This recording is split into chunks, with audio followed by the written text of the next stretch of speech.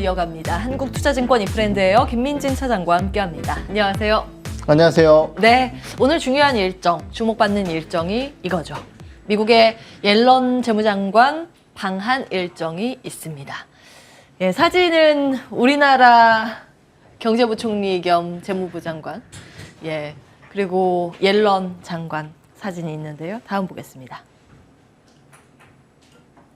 외환 보유고가 사실 많이 줄어 있어서 이번에 좀 거는 기대가 있긴 있습니다. 보시면 과거에 외환 보유액 추이 딱 3번 감소했습니다. IMF 사태라고 기억을 하실 거예요. 외환 위기 당시 한번 줄었었고 2008년 금융위기 때 또 한번 줄었었고 지금 또 줄어 있습니다. 지난번에 환율 막 쇼크 나왔을 때 그 환율 방어하기 위해서 당국에서 10조 원을 투입했다는 루머가 돌았는데 그게 뭐 사실로 밝혀지긴 했습니다. 다음 보시죠. 러시아산 원유 가격 상한제 등이 주된 의제, 이번 의제로 올라오고 있습니다. 이거 사실은 우리 희망회로이긴 합니다만 한미 통화 스와프에도 좀 관심이 기울어져 있는 상황입니다. 이 미국의 연준 의장 지낸 정상급 통화 전문가로 옐런 장관 평가를 받고 있기 때문에 뭔가 나오지 않을까 이런 이야기입니다. 한국의 상황 주요국 비해서 나쁘지 않고 물론 그래서 이게 논의가 안 될 수도 있지만 예, 어떤 포인트를 좀 가지고 봐야 될까 고민은 되네요. 어떻게 보십니까? 네, 사실 원론적으로 얘기를 하면은요, 왜 오는지를 살펴봐야겠죠. 지금 얘기를 했지만은 러시아의 이제 이슈 그리고 대북 제재 관련된 내용들과 함께 공급망 안정화 관련된 이슈들을 얘기를 많이 꺼내 들고 있습니다. 그래서 뭐 태양광이라든지 히토리와 관련된 여러 이제 제품군들에 대한 중국의 의존도를 낮추고 동맹국들과 함께 강력한 공급망 동맹을 좀 펼치겠다라는 이슈가 있었고요. 추가적인 일정으로는 이제 LG의 배터리 공장이라든지 이런 쪽들을 좀 방문하는 일정들이 있는 것 같습니다. 내용만 놓고 봤을 때는 사실 통화 수합에 통짜도 들어가 있지 않은 내용이에요. 예. 그런데 이제 시장에서 기대하는 것은 아무래도 이제 원달러 환율에 대한 이슈 그리고 글로벌적으로 달러화의 강세가 문제가 되고 있다는 점, 이 부분 때문이 아닐까라는 판단이 드는데요. 다시 한번 또 원론적으로 돌아가면은 그러면 이제 이 통화 수합이라는 것에 대한 주체는 누구일 것이냐, 주관은 누구일 것이냐라는 건데 예. 재무부가 주관이 아닙니다. 이것은 이제 페드가 주관이에요. 그렇죠. 연준이요. 그렇죠. 그렇기 때문에 사실은 뭐 옐런 장관이 와서 어느 정도의 뭐 얘기를 꺼낸다 안 꺼낸다에 대한 이슈가 있을 수는 있어도 이것에 대한 체결에 대한 논의는 또 한 단계 더 진행이 돼야 된다는 부분이고, 과거부터 봤을 때 사실 통화 수합이라는 것 자체가 정말 이제 심각한 경기의 위기를 초래할 때나 아니면 이제 미국이 크게 힘들었을 때 이때 체결하는 경우가 많았었는데, 지금 상황만 놓고 봤을 때 그러면은 미국이 그렇게 힘들다라고 봐야 될 것이냐 라는 부분에 대해서는 물음표를 던질 수밖에 없을 것 같습니다. 그렇기 때문에 시장에서 나오고 있는 뭐 통화 수합 그리고 우리가 이제 급격하게 올라온 환율을 보면서 분명히 겁을 내고 있는 상황이지만은 이것만 가지고 통화 수합에 대한 기대감까지 확대시키는 것은 너무 좀 호재를 기대하는 그러한 내용이 아닐까 이런 판단이 들어서, 물론 이제 나오면 저도 좋겠죠. 좋죠. 하지만은 좋은 이슈입니다. 그런 것들을 깔고 주식 투자에 녹여내기에는 좀 어려운 부분이 있다라고 판단을 하고 있습니다. 예.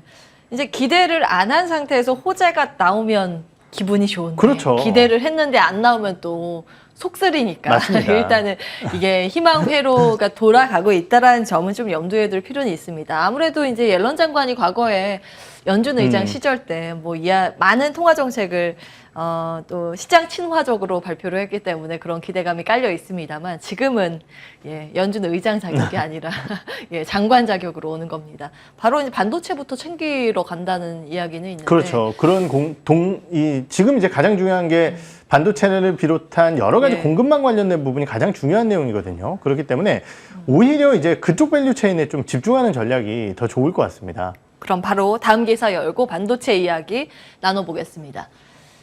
자, 두 번째 기사, 반도체 투자 심리 회복에 소부장 주도하는 모습이 어제까지 있었습니다.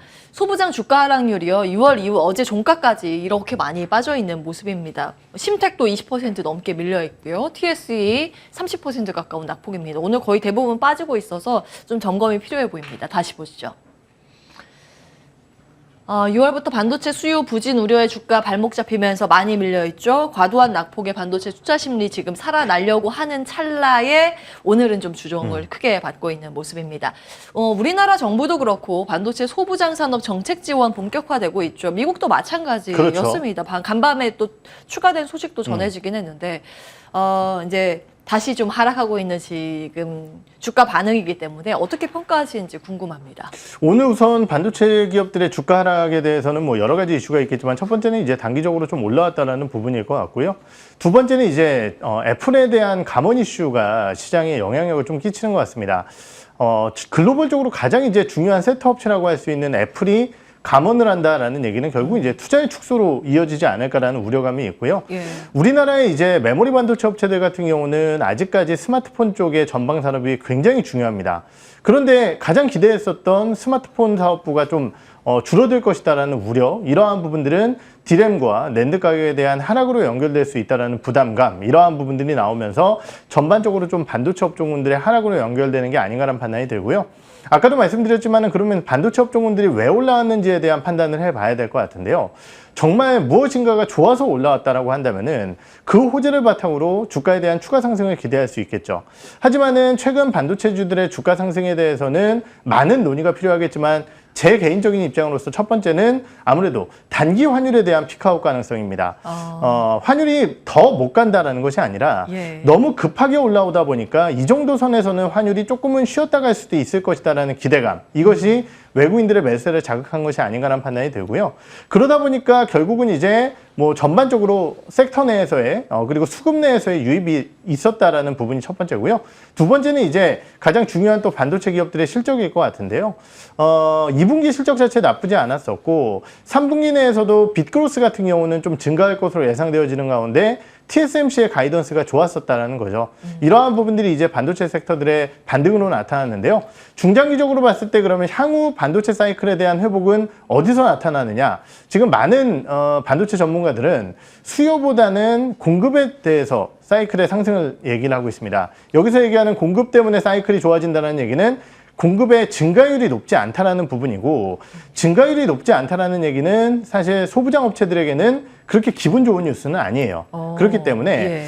분명히 단기적으로 많이 빠졌고 수급에 대한 유입이 나타나며 반도체 저점 가능성이 높아지고 있기 때문에 이러한 부분들에 대한 기대 요인은 주가에 반영될 수 있겠지만은 추가적으로 상승을 위해서는 시간이 좀 필요한 구간이다라고 평가를 드릴 수 있을 것 같습니다. 그래도 사실 최근 뭐 삼성전자 올랐다가 네. 오늘 조정을 받긴 합니다만 하단폭이 제한되고 있다는 점도 고무적이지 않을까 네. 싶기는 한데, 그러면 반도체 관련 주식들의 투자 의견은 어떻게 가져가는 게 좋을까요? 중장기적인 투자야 뭐 여러 차례 말씀드렸지만 지금 이 자리에서 삼성전자를 못 사면 과연 언제 살까?